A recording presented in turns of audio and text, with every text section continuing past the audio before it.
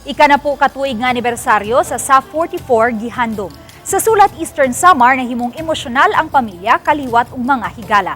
Usa sa Gihandum si Police Staff Sergeant John Lloyd Sumbilya, usa sa namatay didto sa Mama sa Panumang Guindanao alang sa misyon nga makuha ang international terrorist nga si Manwar niadtong Enero 25 tuig 2015. Sa yanong seremonya sa public cemetery, mihalad ug buwak ang mga sakop sa Sulat Police Station. Ingon man 21 gun salute. Mitambong sa komemerasyon ang Provincial Director sa Eastern Samar nga si Police Colonel Ernesto Macasil ug mga dagkong opisyal.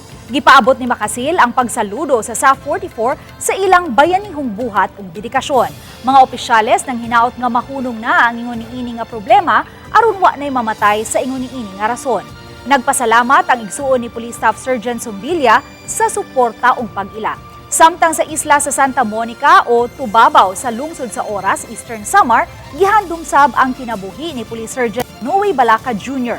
Mitambong sab ang mga opisyales sa Eastern Samar Police ug sa lungsod.